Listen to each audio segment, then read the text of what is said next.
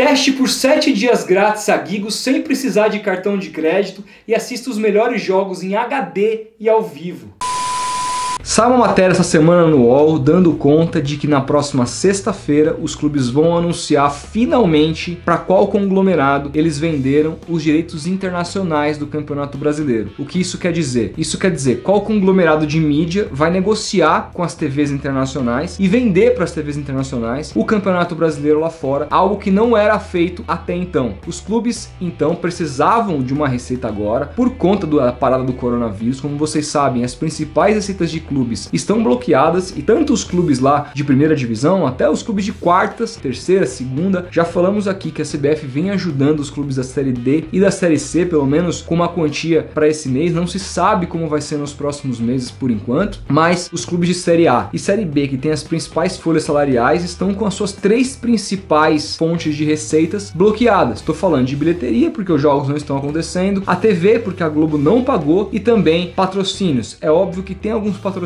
ainda pagando os clubes, outros já pularam fora, pipocam notícias sobre isso o tempo todo. Portanto, os clubes nesse momento diminuíram muito a sua capacidade de receitas. Isso aumentou a velocidade com que eles negociaram e agora não é mais a CBF que está negociando. É bom lembrar, ano passado a CBF traçou uma licitação para decidir para quem eles venderiam os direitos internacionais do Campeonato Brasileiro. Um conglomerado venceu e simplesmente não pagou os clubes, se prometia milhões e milhões para cada clube e ninguém recebeu um centavo. Com isso a CBF cancelou essa negociação e ela também pulou fora, passando assim a missão para os clubes e ficou ao encargo do presidente do Bahia, do Guilherme Belintani, tocar essa negociação. E aí, nesse cenário de pandemia que os clubes estão desesperadamente precisando de uma receita, muito se esperava que eles iriam vender pela maior proposta, pelo maior dinheiro fácil e rápido agora, porque eles estão precisando. Mas não. Guilherme Belintani tomou uma atitude que me surpreendeu muito, escrita aqui na matéria, que é não negociar com aqueles que pagam a maior grana agora, mas negociar com os principais conglomerados que vão vender para as principais TVs do mundo e assim aumentar a imagem, melhorar a imagem dos clubes do futebol brasileiro lá fora. E essa é uma atitude muito esperta, me surpreende tanto quanto ser ele, Guilherme Belintani, o responsável por fazer essa negociação. E aí a gente precisa abrir um parágrafo. O Guilherme, para mim, está entre aí pelo menos os dois melhores presidentes de clubes do país, junto, na minha humilde opinião, com o Romildo Bolzan do Grêmio, que salvou o Grêmio das dívidas e hoje tem um clube muito austero financeiramente, um clube que consegue disputar títulos, que sempre dá espaço para a base e que vive no seu limite sem fazer grandes loucuras, disputando títulos muito por conta da sua saúde financeira. Esse é o primeiro presidente para mim que tem tomado a frente há mais tempo, inclusive, do que o Guilherme no cenário nacional. Mas o Guilherme é um cara jovem e um cara que mostra que o intelecto, que a sua parte cultural, que a sua parte acadêmica são muito importantes na hora de você dirigir um clube. Muito torcedor acha que um presidente precisa ser aquele cara torcedor, totalmente apaixonado pelo clube, maluco pelo clube, que faz de tudo pelo clube, aquele cara honesto. Isso, obviamente, qualquer profissão exige isso, mas isso não é o suficiente. Vou pegar um exemplo básico aqui. Roberto Dinamite, um dos maiores ídolos da história do clube de regatas Vasco da Gama. O cara totalmente honesto, não tem ninguém que discuta a honestidade do cara. Só que faltou capacidade intelectual, faltou estar à altura do cargo, teoricamente, na prática, a experiência do cargo. E o que ele fez? Mesmo com tudo isso, sendo um vascaíno doente, sendo um ídolo e sendo um cara totalmente honesto, ele ferrou com o Vasco. A presença dele acabou com o Vasco da Gama, o Vasco nunca mais voltou a ser o mesmo. É claro que ele herdou Eurico Miranda, eu não quero entrar nesse assunto especificamente, mas para você ser um presidente, você precisa de capacidade para isso. Não é simples assim, não é botar qualquer cara lá que sem nenhum estudo, sem nada, que ele vai virar um ótimo presidente, não. Você precisa de um cara preparado para essa função e o Guilherme Belintani é um cara totalmente fora da curva, pelo menos no que se diz respeito aos clubes brasileiros nesse sentido. É um cara que sabe do que ele fala, um cara que pesquisa, estuda diariamente, tem a melhor das intenções, mas é um cara preparado para isso. E também me surpreendeu ele tomar a frente dessa negociação, porque a gente tá falando de um presidente de clube do Nordeste, não tá falando do eixo Rio-São Paulo, nem lá do Rio Grande do Sul mesmo. A gente tá falando do presidente de clube do Nordeste, com todo respeito ao Bahia, que é totalmente gigantesco, o primeiro campeão brasileiro da história história, o primeiro representante do Brasil na Libertadores, mas é o Bahia, um clube que está no Nordeste que realmente é deixado de lado pelos grandes clubes do Brasil. E esse cara tomou a frente das negociações. E aí, à frente dessas negociações, ele tomou essa decisão importante de que não é vender para o conglomerado que prometesse pagar mais agora, mas para o conglomerado que prometesse vender para as principais emissoras lá de fora o Campeonato Brasileiro e assim o valor da marca dos clubes aqui aumentarem. E os valores que os clubes recebem hoje, amanhã ou depois vão aumentar no futuro exponencialmente. Essa é uma estratégia muito bacana, é óbvio. Não basta o Campeonato Brasileiro passar em todas as TVs do exterior no mundo, porque é óbvio, o interesse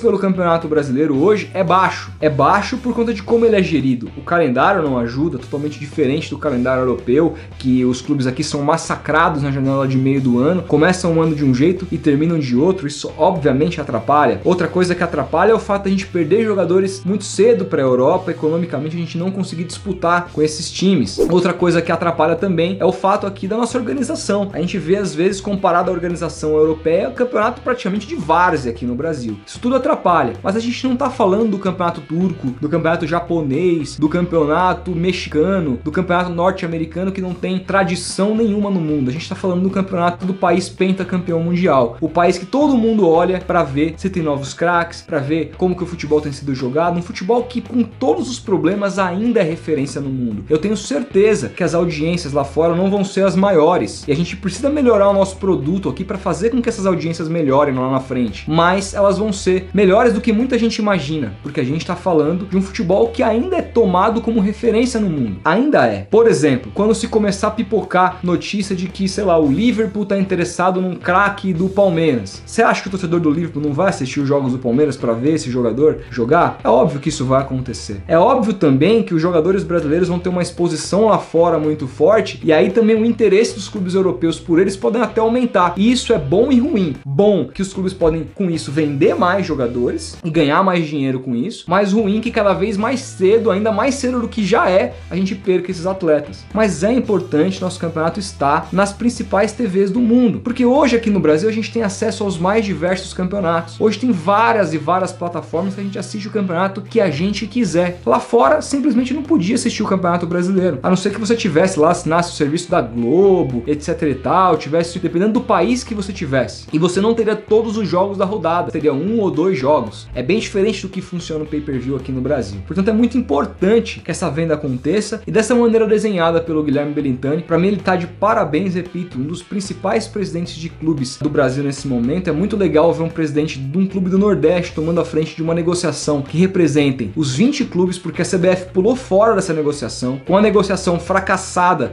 do ano passado, ela deu a missão para os clubes negociarem isso e eles devem anunciar até essa próxima sexta-feira qual é esse conglomerado e obviamente quando sair a gente vai falar aqui, mas o mais importante é, não importa o quanto eles vão receber agora, mas o quanto essas marcas vão ser valorizadas lá no futuro, e esse é um passo bastante importante que o futebol brasileiro dá, entre tantos outros que precisa ainda dar, mas para isso a gente precisa que você, sócio torcedor de algum clube aí no Brasil, que tem a possibilidade de votar no presidente do seu clube, tome atitudes inteligentes como o torcedor do Bahia tomou ao votar num cara preparado como o Guilherme Belintani. Observe quem são os presidentes que estão concorrendo ao pleito do seu clube. Não vá por aquele que tem apenas a garganta, o discurso, vá pro embate. Veja quem tem mais intelecto, quem tá mais preparado, porque só clubes formados por bons presidentes a gente vai conseguir a união deles. Só com a união deles a gente vai mudar o futebol brasileiro, porque se depender, meu amigo, da CBF, a gente não vai para lugar absolutamente nenhum. A CBF tá muito preocupada com a seleção brasileira, isso sim. Agora com os clubes ela não está nem aí, nunca esteve, não vai ser agora. Só a união dos clubes é capaz de fazer com que os contratos de televisão aumentem, com que esses clubes se protejam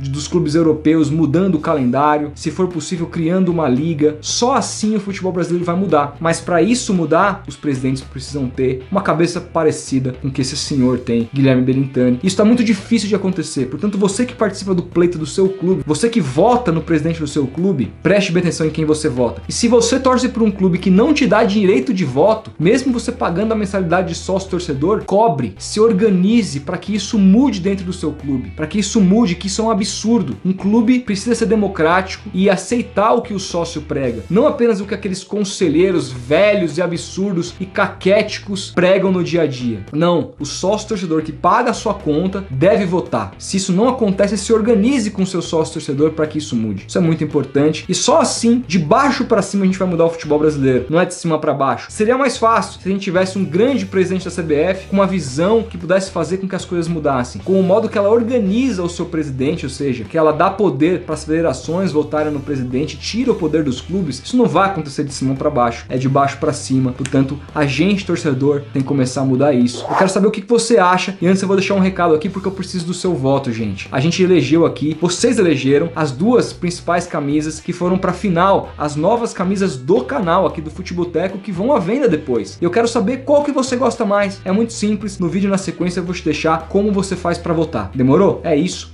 Grande abraço.